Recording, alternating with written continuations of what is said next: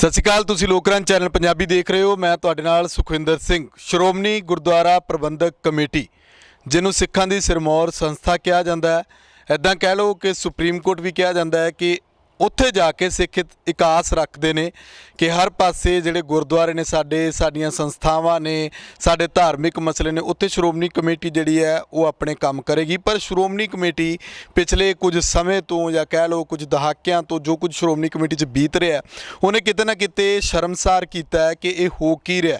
Task force ਬਣਾ ਲਈ ਜਾਂਦੀ ਹੈ, ਕਿਉਂ ਬਣਾਈ ਜਾਂਦੀ ਹੈ, ਕੀ ਕੰਮ ਆਉਂਦੀ ਹੈ? ਆਪਣਿਆਂ ਦੇ ਵਿੱਚ ਹੀ ਲੜਾਈਆਂ ਚੱਲਦੀਆਂ, ਕਿਤੇ ਕਿਰਪਾਨਾਂ ਚੱਲ ਜਾਂਦੀਆਂ, ਕੋਈ ਸਿਰ ਪਾੜ ਰਿਹਾ, ਕੀ ਕੁਝ ਹੋ ਰਿਹਾ। ਇਹ ਸਭ ਦੇ ਲਈ ਜ਼ਿੰਮੇਵਾਰ ਕੌਣ ਹੈ? ਕੀ ਅਸੀਂ ਜ਼ਿੰਮੇਵਾਰ ਆ ਜਿਹੜੇ ਹਰ ਵਾਰ ਸ਼੍ਰੋਮਣੀ ਕਮੇਟੀ ਮੈਂਬਰ ਬਣਾ ਕੇ ਉੱਥੇ ਭੇਜ ਦਿੰਦੇ ਆ, ਜਿੱਥੇ ਇਲਜ਼ਾਮ ਲੱਗ ਜਾਂਦਾ ਕਿ ਰਾਜਸੀ ਪਾਰਟੀਆਂ ਦਾ ਹੱਥ ਹੈ ਕਿਤੇ ਨਾ ਕਿਤੇ ਉਹਨਾਂ ਮੈਂਬਰਾਂ ਦੇ ਉੱਤੇ। ਇਹ ਸਭ ਦੇ ਉੱਤੇ ਅਸੀਂ ਗੱਲਬਾਤ ਕਰਾਂਗੇ। ਮੇਰੇ ਨਾਲ ਪ੍ਰੋਫੈਸਰ ਮਹਿੰਦਰਪਾਲ ਸਿੰਘ ਮੌਜੂਦ ਨੇ, ਸ਼੍ਰੋਮਣੀ ਅਕਾਲੀ ਦਲ ਅੰਮ੍ਰਿਤਸਰ ਦੇ ਸੀਨੀਅਰ ਆਗੂ ਨੇ। ਪ੍ਰੋਫੈਸਰ ਸਾਹਿਬ, ਕਦੋਂ ਤੱਕ ਸ਼੍ਰੋਮਣੀ ਕਮੇਟੀ ਜਾਂ ਸਿੱਖਾਂ ਦੇ ਵਿੱਚ ਇਸ ਤਰ੍ਹਾਂ ਦੇ ਵਿਵਾਦ ਪੈਦਾ ਹੁੰਦੇ ਰਹਿਣਗੇ ਜਿਹਦੇ ਨਾਲ ਸ਼ਰਮਸਾਰ ਹੋਣਾ ਪਏਗਾ? ਹਾਂਜੀ ਹਾਂ, ਜੇ ਇਹ ਗੱਲ ਆਪਾਂ ਸ਼ੁਰੂ ਕਰੀਏ, ਮੈਂ ਪਹਿਲਾਂ ਲੋਕਰਨ ਚੈਨਲ ਪੰਜਾਬੀ ਵਾਲਿਆਂ ਨੂੰ ਫਤਿਹ ਅਰਜ਼ ਕਰਦਾ। ਵਾਹਿਗੁਰੂ ਜੀ ਕਾ ਖਾਲਸਾ, ਵਾਹਿਗੁਰੂ ਜੀ ਕੀ ਫਤਿਹ। ਜੇ ਇਹ ਸਵਾਲ ਜਿਹੜਾ ਤੁਸੀਂ ਅੱਜ ਕੀਤਾ ਹੈ, ਪਹਿਲਾਂ ਤਾਂ ਇਹ ਦੇਖਣਾ ਪਊਗਾ ਵੀ ਜਿਸ SGPC ਦੀ ਗੱਲ ਚੱਲ ਰਹੀ ਹੈ ਉਹ SGPC ਹੈ ਕੀ। ਜਦੋਂ ਸਿੱਖਾਂ ਦੇ ਇਤਿਹਾਸਕ ਗੁਰਦੁਆਰਾ ਸਾਹਿਬਾਨ ਜਿਵੇਂ ਕਿ ਦਰਬਾਰ ਸਾਹਿਬ, ਨਨਕਾਣਾ ਸਾਹਿਬ, ਪੰਜਾ ਸਾਹਿਬ, ਤਰਨ ਤਾਰਨ, ਹੋਰ ਵੀ ਜਿੱਥੇ ਗੁਰੂ ਸਾਹਿਬ ਜੀ ਨਾਲ ਸੰਬੰਧਿਤ ਇਤਿਹਾਸ ਹੈ, ਉਹਨਾਂ ਦੇ ਉੱਤੇ ਇੰਡੀਵਿਜੂਅਲ ਮਹੰਤ ਤੇ ਸਾਧ ਕਾਬਜ ਹੋ ਗਏ ਸੀ ਅਤੇ ਉਹ ਆਪਣੀਆਂ ਮਨਮਾਨੀਆਂ ਕਰਨ ਲੱਗ ਗਏ ਸੀ।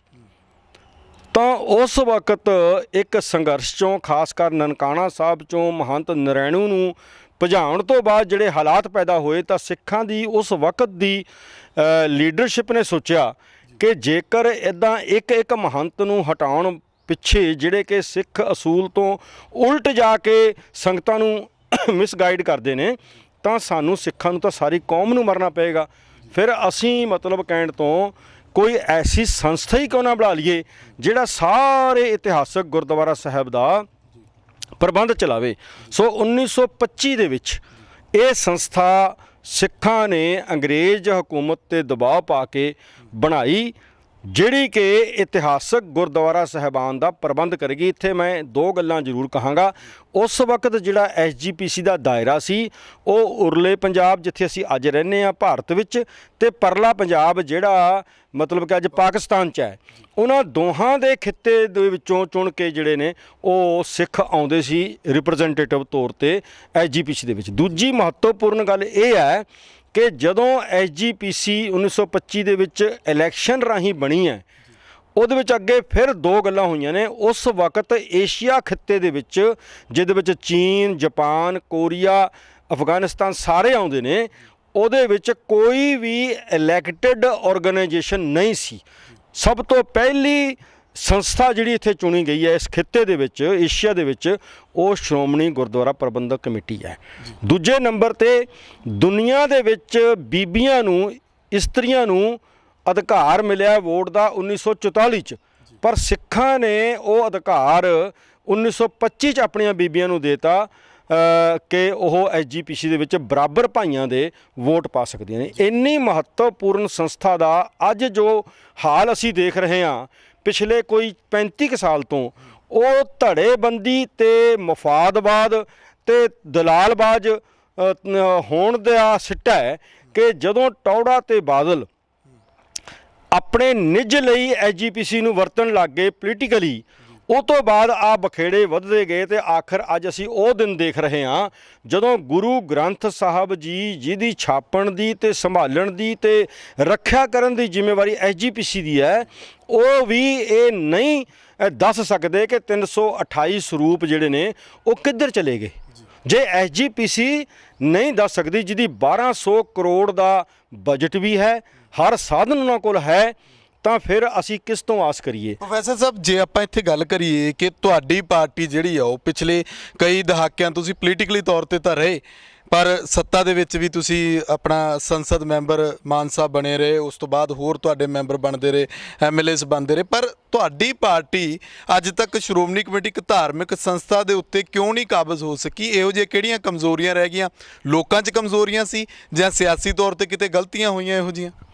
ਅਲਟੀਮੇਟਲੀ ਸ਼੍ਰੋਮਣੀ ਅਕਾਲੀ ਦਲ ਅੰਮ੍ਰਿਤਸਰ ਜਾਂ ਬਾਦਲ ਤੋਂ ਬਿਨਾਂ ਕੁਝ ਹੋਰ ਧਾਰਮਿਕ ਸੰਸਥਾਵਾਂ ਦੇ ਮੁਖੀ ਜਿਹੜੇ ਸੇਵਾ ਕਰ ਰਹੇ ਨੇ ਕਿਸੇ ਰੂਪ ਦੇ ਵਿੱਚ, ਉਹਨਾਂ ਦਾ ਐਸਜੀਪੀਸੀ ਦੇ ਵਿੱਚ ਪ੍ਰਬੰਧ 'ਚ ਨਾ ਆ ਸਕਣ ਦਾ ਮੇਨ ਕਾਰਨ ਤਾਂ ਇਹ ਹੈ ਕਿ ਜਿਹੜੀ ਜੁੰਡਲੀ ਜਿਹੜੀ ਹੈ ਰਾਜਸੀ ਤੌਰ ਤੇ, ਮੈਂ ਬਾਦਲ, ਲੌਂਗੋਵਾਲ, ਬਰਨਾਲਾ ਤੇ ਟੋੜੇ ਦੀ ਗੱਲ ਮੈਂ ਉਚੇਚੇ ਤੌਰ ਤੇ ਕਰਦਾ, ਇਹ ਲੋਕਾਂ ਨੇ ਇੰਡੀਆ ਦੀ ਜਿਹੜੀ ਸਟੇਟ ਪਾਲਿਸੀ ਹੈ ਜਿਹੜੀ ਕਿ ਸਿੱਖਾਂ ਦੇ ਉਲਟ ਹੈ, ਉਹਦੇ ਨਾਲ ਮਿਲ ਕੇ ਆਰਥਿਕ ਵਸੀਲੇ ਤੇ ਪ੍ਰੈਸ਼ਰਾਈਜ਼ ਸਿਸਟਮ ਇੰਨਾ ਜ਼ਿਆਦਾ ਕਰਤਾ ਹੈ ਕਿ ਦੂਜੇ ਜਿਹੜੇ ਸਾਡੇ ਵਰਗੇ ਧਿਰਾਂ ਨੇ ਉਹਨਾਂ ਨੂੰ ਉਹਦੇ ਵਿੱਚ ਆਉਣਾ ਬੜਾ ਮੁਸ਼ਕਲ ਹੋ ਗਿਆ ਹੈ। ਤੇ ਕੋਸ਼ਿਸ਼ ਕਰ ਰਹੇ ਹਾਂ, ਪਰ ਮੈਂ ਇਹ ਗੱਲ ਮੰਨਦਾ ਕਿ ਇੰਨਾ ਕੁਝ ਮੀਡੀਆ ਰਾਹੀਂ ਆ ਕੇ, ਅਖਬਾਰਾਂ ਰਾਹੀਂ ਆ ਕੇ, ਚੈਨਲਸ ਰਾਹੀਂ ਆ ਕੇ ਵੀ ਜੇਕਰ ਜ਼ਿੰਮੇਵਾਰੀ ਤਾਂ ਆਖਰ ਇੱਕ ਵੋਟਰ ਨੇ, ਇੱਕ ਸਿੱਖ ਨੇ ਹੀ ਨਿਭਾਉਣੀ ਹੈ, ਉਹ ਵੀ ਆਪਣੇ ਤੌਰ ਤੇ ਜ਼ਿੰਮੇਵਾਰ ਨੇ ਇਸ ਗੱਲ ਦੇ, ਜਿਨ੍ਹਾਂ ਨੇ ਉਹ ਤਾਂ ਕਿਹਾ ਹਮੇਸ਼ਾ ਕਿ ਸਿਮਰਨਜੀਤ ਸਿੰਘ ਮਾਨ ਇੱਕ ਸੱਚਾ ਸੁੱਚਾ ਸਿੱਖ ਹੈ ਜੀ, ਇਹ ਜ਼ੁਬਾਨ ਦਾ ਪੱਕਾ ਹੈ ਜੀ, ਇਹ ਕਿਸੇ ਤੋਂ ਡਰਦਾ ਨਹੀਂ, ਇਹ ਦ੍ਰਿੜਤਾ ਨਾਲ ਸੰਘਰਸ਼ ਲੜ ਰਿਹਾ ਹੈ। ਪਰ ਜਦੋਂ ਵਾਰੀ ਆਉਂਦੀ ਹੈ ਕਿ ਇਹਨੂੰ ਕੋਈ ਅਧਿਕਾਰ ਦਿੱਤਾ ਜਾਵੇ ਜਿਸ ਤੋਂ ਫਿਰ ਆਸ ਕੀਤੀ ਜਾਵੇ ਕਿ ਉਹ ਸਿੱਖਾਂ ਦੇ ਬੈਟਰਮੈਂਟ ਵਾਸਤੇ ਜਾਂ ਸਿਧਾਂਤਕ ਜਿਹੜਾ ਸਾਡਾ ਸਿਧਾਂਤ ਹੈ ਉਹਦੀ ਮੌਲਿਕਤਾ ਨੂੰ, ਉਹਦੇ ਅਸੂਲ ਨੂੰ, ਉਹਦੀ ਓਰੀਜਨੈਲਿਟੀ ਨੂੰ ਬਚਾਉਣ ਵਾਸਤੇ ਕੰਮ ਕਰੂਗਾ, ਉੱਥੇ ਆ ਕੇ ਸਾਨੂੰ ਸਹਿਯੋਗ ਨਹੀਂ ਮਿਲਦਾ ਹੈ। ਪਰ ਹੁਣ ਇਹ ਦੱਸੋ ਕਿ ਲਗਾਤਾਰ ਨਿਸ਼ਾਨਾ ਜਿਹੜਾ ਉਹ ਇੱਕ ਰਾਜਸੀ ਧਿਰ ਤੇ, ਬਾਦਲ ਪਰਿਵਾਰ ਤੇ ਲੱਗਦਾ, ਆਪਾਂ ਸਿੱਧਾ ਕਹੀਏ ਕਿ ਇਹ ਸ਼੍ਰੋਮਣੀ ਕਮੇਟੀ ਤੇ ਕਾਬਜ਼ ਨੇ, ਕੀ ਕਹਿੰਦੇ ਇਹਨਾਂ ਨੂੰ ਪਾਸੇ ਕਰ ਦਿਓ, ਇਹਨਾਂ ਨੂੰ ਲਾਂਭੇ ਕਰ ਦਿਓ। ਸਾਬਕਾ ਜਥੇਦਾਰ ਰਣਜੀਤ ਸਿੰਘ ਵੀ ਇਹ ਗੱਲ ਕਰਦੇ, ਤਮਾਮ ਪਾਰਟੀਆਂ, ਤੁਹਾਡੀ ਪਾਰਟੀ ਵੀ ਇਹ ਗੱਲ ਕਹਿੰਦੀ ਹੈ, ਪਰ ਕੀ ਇਹਨਾਂ ਨੂੰ ਲਾਂਭੇ ਕਰਨ ਦੇ ਨਾਲ ਸ਼੍ਰੋਮਣੀ ਕਮੇਟੀ ਆਜ਼ਾਦਾਨਾ ਤੌਰ ਤੇ ਫੈਸਲੇ ਲੈ ਸਕਦੀ ਹੈ? ਕੀ ਉਹਦੇ ਨਾਲ ਕੋਈ ਸਿੱਖ ਜਗਤ ਦਾ ਭਲਾ ਹੋ ਸਕਦਾ? ਬਿਲਕੁਲ, ਜੇਕਰ ਜਿਹੜਾ ਇਹਦਾ ਬਦਲ ਆਊਗਾ ਉਹ ਸ਼੍ਰੋਮਣੀ ਅਕਾਲੀ ਦਲ ਅੰਮ੍ਰਿਤਸਰ ਦੇ ਨਾਲ ਸਹਿਯੋਗੀ ਹੋਣ, ਸ਼੍ਰੋਮਣੀ ਅਕਾਲੀ ਦਲ ਅੰਮ੍ਰਿਤਸਰ ਇਕੱਲੇ ਤੌਰ ਤੇ ਹੋਵੇ ਜਾਂ ਕੋਈ ਹੋਰ ਇਕੱਲੇ ਤੌਰ ਤੇ ਹੋਵੇ, ਇਹ ਵੀ ਦੇਖਣਾ ਪਊਗਾ ਕਿ ਉਹਨਾਂ ਦੀ ਆਪਣੀ ਕ੍ਰੈਡੀਬਿਲਿਟੀ ਕੀ ਹੈ ਜਿਹੜਾ ਇਹਦਾ ਬਦਲ ਬਣਨਾ ਚਾਹੁੰਦੇ। ਇਹ ਨਾ ਹੋਵੇ ਕਿ ਉੱਪਰਲੇ ਰਾਜਸੀ ਤੌਰ ਤੇ ਇੱਕ ਹੋਣ ਤੇ ਕਦੇ ਉਹ ਬਾਦਲ ਨੂੰ ਸਪੋਰਟ ਕਰ ਰਹੇ ਨੇ, ਉਹੀ ਵੱਡਾ ਗਰੁੱਪ ਜਿਹੜਾ ਜੇ ਉਹਦੇ ਸਹਿਯੋਗ ਨਾਲ ਕੋਈ ਹੋਰ ਗਰੁੱਪ ਬਾਦਲ ਦੀ ਜਗ੍ਹਾ ਤੇ ਆਊਗਾ, ਮੈਂ ਉਸ ਤੋਂ ਕੋਈ ਆਸ ਨਹੀਂ ਕਰਦਾ। ਪਰ ਗੱਲ ਇਹ ਹੈ ਕਿ ਇਹ ਨਿਰਾਸ਼ਾਵਾਦੀ ਸੋਚ ਜਿਹੜੀ ਹੈ ਉਹ ਸਿੱਖ ਨੂੰ ਸੋਭਦੀ ਨਹੀਂ।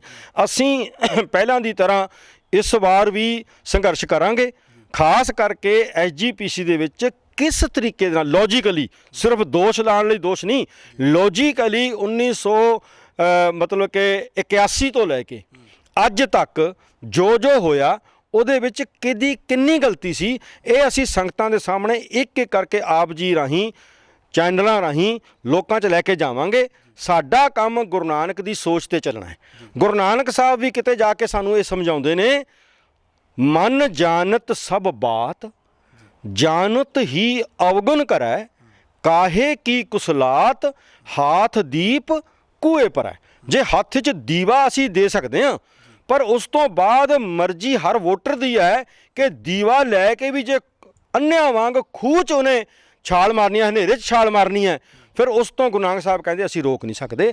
ਗਿਆਨ ਦੇਣਾ, ਗਿਆਨ ਅੰਜਨ ਗੁਰ ਦੀਆ, ਅਗਿਆਨ ਅੰਜਨ ਹੁੰਦਾ ਸੁਰਮਾ, ਅਗਿਆਨ ਅੰਧੇਰ ਵਿਨਾਸ਼, ਅਗਿਆਨਤਾ ਦਾ ਹਨੇਰਾ ਹਟਾਉਣ ਦੀ ਜ਼ਿੰਮੇਵਾਰੀ ਤਾਂ ਅਸੀਂ ਲੈਂਦੇ ਹਾਂ ਤੇ ਕਰ ਰਹੇ ਹਾਂ ਤੇ ਕਰਦੇ ਰਹਾਂਗੇ। ਪਰ ਜੇ ਹਨੇਰਾ ਹਟਣ ਤੋਂ ਬਾਅਦ ਵੀ ਲੋਕ ਖੂਹ 'ਚ ਛਾਲਾਂ ਮਾਰਨਗੇ, ਫਿਰ ਅਸੀਂ ਦੁਬਾਰਾ ਕੋਸ਼ਿਸ਼ ਤਾਂ ਕਰ ਸਕਦੇ ਹਾਂ, ਪਰ ਉਹਦੇ ਬਾਰੇ ਅੱਜ ਮੈਂ ਕੁਝ ਨਹੀਂ ਕਹਿ ਸਕਦਾ। ਸਿੱਖ ਕਦੋਂ ਤੱਕ ਲੜਦੇ ਰਹਿਣਗੇ? ਉਹ ਕਹਿੰਦੇ ਨੇ ਕਿ ਸਿੱਖ ਨੂੰ ਨਾ ਮਾਰੇ, ਕੌਮ ਕਦੇ ਵੀ ਨਾ ਹਾਰੇ। ਕਿਰਪਾਨਾਂ ਚੱਲ ਜਾਂਦੀਆਂ ਜਦੋਂ ਉੱਥੇ ਦਰਬਾਰ ਸਾਹਿਬ ਜਾਂ ਅਕਾਲ ਤਖਤ ਸਾਹਿਬ ਕੋਈ ਪ੍ਰੋਗਰਾਮ ਹੁੰਦਾ ਨਾਲ, ਉੱਥੇ ਕਿਰਪਾਨਾਂ ਚੱਲ ਜਾਂਦੀਆਂ। ਹੁਣ ਦਰਬਾਰ ਸਾਹਿਬ ਦੇ ਬਾਹਰ ਚੱਲ ਕੇ ਹਟਿਆ ਕੰਪਲੈਕਸ ਦੇ, ਜਿੱਥੇ ਸਿੱਖ ਜਥੇਬੰਦੀਆਂ ਨੇ ਧਰਨਾ ਲਾਇਆ ਹੋਇਆ। ਇਹ ਸਭ ਦੇ ਪਿੱਛੇ ਕੀ ਤੁਹਾਨੂੰ ਕੀ ਲੱਗਦਾ ਕਿ ਕਿਹੜੀ ਸਿਆਸਤ ਕੰਮ ਕਰ ਰਹੀ ਹੈ? ਕਿਹੜੀਆਂ ਧਿਰਾਂ ਇਹੋ ਜਿਹੀਆਂ ਨੇ ਜਿਹੜੀਆਂ ਕੰਮ ਕਰ ਰਹੀਆਂ ਨੇ ਕਿ ਉਹ ਲੌਂਗੋਵਾਲ ਸਾਹਿਬ ਜਾ ਕੇ ਕੈਪਟਨ ਸਾਹਿਬ ਦੀ ਕੋਠੀ ਦੇ ਬਾਹਰ ਧਰਨਾ ਦੇ ਦਿੰਦੇ ਨੇ, ਉੱਥੇ ਜਾ ਕੇ ਇਨਸਾਫ ਮੰਗਦੇ ਨੇ? ਹੋ ਕੀ ਰਿਹਾ? ਕਿਉਂਕਿ ਬਾਹਰਲੇ ਮੁਲਕਾਂ ਵਿੱਚ ਬੈਠੇ ਸਿੱਖ ਜਾਂ ਉਹਨਾਂ ਦੇ ਬੱਚੇ ਜਾਂ ਅੱਜ ਦੀ ਨੌਜਵਾਨ ਪੀੜ੍ਹੀ, ਭਾਵੇਂ ਉਹ ਸਾਡੇ ਪੰਜਾਬ ਜਾਂ ਭਾਰਤ 'ਚ ਰਹਿੰਦੇ ਜਾਂ ਬਾਹਰਲੇ ਮੁਲਕਾਂ 'ਚ ਰਹਿੰਦੇ, ਉਹ ਦੇਖ ਰਹੇ ਨੇ ਕਿ ਅਸੀਂ ਕਿਹੜੇ ਮੂੰਹ ਨਾਲ ਜਾ ਕੇ ਲੋਕਾਂ ਨੂੰ ਕਹੀਏ ਕਿ ਅਸੀਂ ਵੱਖਰੇ ਹਾਂ, ਅਸੀਂ ਤਾਂ ਆਪੋ 'ਚ ਪਾਟੋ ਤਾੜ ਹੋਏ ਹਾਂ। ਦੇਖੋ, ਲੋਕਾਂ ਨੂੰ ਲੱਗਦਾ ਹੋਊਗਾ ਵੀ ਦੋ ਧਿਰਾਂ ਹੁੰਦੀਆਂ ਨੇ ਹਮੇਸ਼ਾ। ਇੱਕ ਤਾਂ ਐਸਜੀਪੀਸੀ ਤੇ ਗਾਬਜ ਧਿਰ ਹੁੰਦੀ ਹੈ, ਇੱਕ ਕੋਈ ਡਿਮਾਂਡ ਲੈ ਕੇ ਜਾਂਦੀ ਹੈ। ਪਰ ਮੈਂ ਕਹਿੰਦਾ ਕਿ ਇੱਥੇ 3 ਧਿਰਾਂ ਹੁੰਦੀਆਂ ਨੇ। ਇੱਕ ਤਾਂ ਐਸਜੀਪੀਸੀ ਹੁੰਦੀ ਹੈ ਤੇ ਸਿੱਖ ਜਿਹੜੇ ਸੋਚਦੇ ਨੇ ਕਿ ਇਸ ਤੋਂ ਗੁਨਾਹ ਹੋਇਆ, ਅਸੀਂ ਜਾ ਕੇ ਪੁੱਛੀਏ, ਉਹ ਧਿਰ ਹੁੰਦੀ ਹੈ। ਤੇ ਤੀਜੀ ਧਿਰ ਇੱਕ ਵਿੱਚ ਐਸੀ ਘੁਸਪੈਠ ਕਰ ਜਾਂਦੀ ਹੈ ਬਾਹਰਲੀਆਂ ਸੰਸਥਾਵਾਂ 'ਚ ਐਸਜੀਪੀਸੀ ਤੋਂ, ਜਿਹੜੀ ਜਾਣ ਬੁੱਝ ਕੇ ਐਸਜੀਪੀਸੀ ਨੂੰ ਮੌਕਾ ਦਿੰਦੀ ਹੈ ਕਿ ਉਹ ਆ ਕੇ ਤਸ਼ੱਦਦ ਕਰਨ। ਕਿਉਂਕਿ ਉਹ ਤਾਂ ਤਸ਼ੱਦਦ ਤਾਂ ਕਰਦੇ ਨੇ ਕਿ ਸਾਡੇ ਉਲਟ, ਜਿਵੇਂ ਔਰੰਗਜ਼ੇਬ ਚਾਹੁੰਦਾ ਸੀ ਕਿ ਉਹ ਬੋਲੇ ਹੀ ਨਾ, ਅੱਜ ਉਹ ਸਰੂਪ ਧਾਰਨ ਕਰ ਚੁੱਕੀ ਹੈ ਐਸਜੀਪੀਸੀ ਕਿ ਉਹਦੇ ਮੂਹਰੇ ਕੋਈ ਬੋਲੇ ਨਾ। ਉਹਨਾਂ ਨੂੰ ਪਤਾ ਹੈ ਕਿ ਅਸੀਂ ਇੱਥੋਂ ਪੈਸਾ ਖਾਂਦੇ ਹਾਂ, ਅਸੀਂ ਇੱਥੇ ਮਤਲਬ ਕਿ ਜਿਵੇਂ ਹੁਣ ਐਸਐਸ ਕੋਹਲੀ ਹੈ, ਐਸਐਸ ਕੋਹਲੀ ਨੂੰ ਜਿਹੜਾ ਕਿ ਸੁਖਬੀਰ ਬਾਦਲ ਦੇ ਸਾਰੇ ਬਿਜ਼ਨਸ ਨੂੰ ਆਡਿਟ ਕਰਦਾ ਹੈ, ਉਹਨੂੰ ਹੀ ਐਸਜੀਪੀਸੀ ਦਾ ਆਡੀਟਰ ਬਣਾਤਾ, ਚਾਰਟਰਡ ਅਕਾਊਂਟੈਂਟ ਬਣਾਤਾ। ਪਰ ਉਹਨੇ ਲੌਂਗੋਵਾਲ ਜਿਹੜੇ ਪ੍ਰਧਾਨ ਨੇ ਐਸਜੀਪੀਸੀ ਦੇ, ਉਹ ਆਪ ਪ੍ਰੈਸ ਕਾਨਫਰੰਸ ਦੇ ਵਿੱਚ ਕਹਿੰਦੇ ਨੇ ਕਿ ਕੋਹਲੀ ਨੇ ਆਪਣੀਆਂ ਡਿਊਟੀਆਂ ਨਹੀਂ ਨਿਭਾਈਆਂ, ਨਹੀਂ ਤਾਂ ਸਾਰਾ ਰਿਕਾਰਡ ਆਨਲਾਈਨ ਹੋ ਜਾਂਦਾ। ਪਰ ਇਹ ਕਿਹਦੀ ਮਜਬੂਰੀ ਸੀ ਕਿ ਕੋਹਲੀ 1 ਕਰੋੜ ਰੁਪਈਆ ਸਾਲਾਨਾ ਲੈਂਦਾ ਸੀ ਤੇ 10 ਕਰੋੜ ਉਹਦੇ ਕੋਲ ਜਾ ਚੁੱਕਾ ਹੈ। ਹਰ 2 ਸਾਲ ਬਾਅਦ ਉਹਨੂੰ ਐਕਸਟੈਂਸ਼ਨ ਮਿਲਦੀ ਸੀ। ਪਰ ਲੌਂਗੋਵਾਲ ਇਹ ਵੀ ਤਾਂ ਦੱਸੇ ਕਿ ਕਿਹਦਾ ਪ੍ਰੈਸ਼ਰ, ਸੁਖਬੀਰ ਦਾ ਕਿਹਦਾ ਪ੍ਰੈਸ਼ਰ ਪੈਂਦਾ ਸੀ ਕਿ ਬਿਨਾਂ ਕੰਮ ਕੀਤਿਆਂ ਹੀ ਉਹਨੂੰ ਐਕਸਟੈਂਸ਼ਨ ਮਿਲ ਜਾਂਦੀ ਸੀ ਤੇ ਕਰੋੜ ਰੁਪਈਆ ਵੀ ਮਿਲ ਜਾਂਦਾ ਸੀ। ਹੁਣ ਕਹਿੰਦੇ ਜੀ 7.5 ਕਰੋੜ ਰੁਪਏ ਵਾਪਸ ਕਰੋ। ਉਹ ਕਦੋਂ ਕਿਹਾ? ਜਦੋਂ ਲੋਕਾਂ ਨੂੰ ਅਵੇਅਰ ਹੋ ਗਏ ਲੋਕ ਥੋੜ੍ਹੇ ਜਿਹੇ। ਹੁਣ ਉਹ ਚਾਹੁੰਦੇ ਨੇ ਭਾਵੇਂ ਅਵੇਅਰ ਵੀ ਹੋ ਗਏ, ਫਿਰ ਵੀ ਇਹਨਾਂ ਨੂੰ ਇੰਨਾ ਕੁੱਟੋ, ਇੰਨਾ ਜਲੀਲ ਕਰੋ ਕਿ ਇਹ ਸਾਨੂੰ ਸਵਾਲ ਹੀ ਨਾ ਕਰਨ ਕਿ ਤੁਸੀਂ ਗੁਰੂ ਗ੍ਰੰਥ ਸਾਹਿਬ ਜੀ ਕਿੱਥੇ ਵੇਚੇ, ਕਿਹੜੇ ਡੇਰੇ ਵਾਲੇ ਨੂੰ ਦੇਤੇ, ਸਿਰਸੇ ਵਾਲੇ ਨੂੰ ਦੇਤੇ, ਬੇਅਦਬੀ ਕਰਨ ਵਾਲੇ ਨੂੰ ਦੇਤੇ। ਇਹ ਸਾਰਾ ਕੁਝ ਇੱਕ ਦੂਜੇ ਨਾਲ ਜੁੜਿਆ ਹੋਇਆ ਹੈ। ਇੰਨਾ ਛੋਟਾ ਤਾਂ ਨਹੀਂ ਹੈ ਇਹ ਸਬਜੈਕਟ, ਪਰ ਮੈਂ ਅਸੂਲਨ ਤੌਰ 'ਤੇ ਇਹੀ ਕਹਾਂਗਾ, ਸੰਘਰਸ਼ ਕਰਨ ਵਾਲਿਆਂ ਨੂੰ ਸੰਘਰਸ਼ ਕਰਦੇ ਰਹਿਣਾ ਚਾਹੀਦਾ ਤੇ ਲੋਕਾਂ ਨੂੰ ਸਮਝਾਉਣਾ ਚਾਹੀਦਾ। ਜਿਸ ਦਿਨ ਲੋਕ ਜਾਗਰੂਕ ਹੋ ਜਾਣਗੇ, ਜਿਹੜਾ ਪਤੀ ਪਤਨੀ ਕਹਿੰਦਾ ਸੀ ਬਾਦਲ, ਜਿਹੜਾ 9 ਮਾਸ ਦਾ ਰਿਸ਼ਤਾ ਕਹਿੰਦਾ ਸੀ, ਜਦੋਂ ਲੋਕ ਜਾਗਰੂਕ ਹੋਏ, ਉਹ ਪਤੀ ਪਤਨੀ ਦਾ ਰਿਸ਼ਤਾ ਵੀ ਟੁੱਟ ਗਿਆ ਤੇ 9 ਮਾਸ ਦਾ ਰਿਸ਼ਤਾ ਵੀ ਛੱਡ ਕੇ ਆ ਗਏ। ਇਸ ਤਰ੍ਹਾਂ ਉਹਨਾਂ ਨੂੰ ਐਸਜੀਪੀਸੀ ਦੇ ਵਿੱਚ ਵੀ ਸਿੱਖਾਂ ਦੇ ਜਾਗਰੂਕ ਹੋਣ ਦੇ ਨਾਲ ਹੀ ਆਪਣਾ ਜਿਹੜਾ ਹੈ ਗਲਤ ਜਿਹੜਾ ਅਧਿਕਾਰ ਉਹ ਵਰਤ ਰਹੇ ਨੇ, ਉਹ ਛੱਡਣਾ ਪਊ। ਅਖੀਰ 'ਚ ਇਹ ਦੱਸੋ ਜਾਂਦੇ ਕਿ ਜੇ ਸ਼੍ਰੋਮਣੀ ਕਮੇਟੀ ਦੇ ਵਿੱਚ ਤਬਦੀਲੀ ਆ ਜਾਂਦੀ ਹੈ, ਅਗਲੇ ਸਮੇਂ ਦੇ ਵਿੱਚ ਜੇ ਚੋਣਾਂ ਹੁੰਦੀਆਂ, ਹੋਰ ਧਿਰ ਜਿਹੜੀ ਉਹ ਕਾਬਜ਼ ਹੁੰਦੀ, ਕੀ ਤੁਹਾਨੂੰ ਨਹੀਂ ਲੱਗਦਾ ਕਿ ਜਥੇਦਾਰ ਸਾਹਿਬ ਦੀ ਵੀ ਸ਼ਾਇਦ ਅਗਲੇ ਸਮੇਂ ਦੇ ਵਿੱਚ ਤਬਦੀਲੀ ਹੋ ਸਕਦੀ ਹੈ? ਕਿਉਂਕਿ ਜਦੋਂ ਵੀ ਕੋਈ ਜਥੇਦਾਰ ਆਉਂਦਾ ਉਹਦੇ ਉੱਤੇ ਸਵਾਲ ਉੱਠਣ ਲੱਗ ਜਾਂਦੇ ਨੇ। ਇਹਨਾਂ ਜਥੇਦਾਰ ਸਾਹਿਬ ਤੋਂ ਜਾਂ ਭਾਵੇਂ ਕਾਰਜਕਾਰੀ ਜਥੇਦਾਰ ਨੇ ਬੜੀ ਆਸ ਰੱਖੀ ਬੈਠੀ ਸਿੱਖ ਕੌਮ, ਇਹਨਾਂ ਦੀ ਚੁੱਪ ਵੀ ਕਈ ਤਰ੍ਹਾਂ ਦੇ ਸਵਾਲ ਖੜੇ ਕਰ ਦਿੰਦੀ ਹੈ। ਦੇਖੋ, ਅੱਜ ਜੋ ਪ੍ਰਬੰਧ ਚੱਲ ਰਿਹਾ, ਜਿਵੇਂ ਕਿ ਮੈਂ ਸ਼ੁਰੂ 'ਚ ਕਿਹਾ ਸੀ, ਐਸਜੀਪੀਸੀ ਜਦੋਂ ਹੋਂਦ 'ਚ ਆਈ ਸੀ ਉਦੋਂ ਪਰਲੇ ਤੇ ਉਰਲੇ ਪੰਜਾਬ ਦੇ ਨੁਮਾਇੰਦੇ ਰਿਪਰੈਜ਼ੈਂਟ ਕਰਦੇ ਸੀ।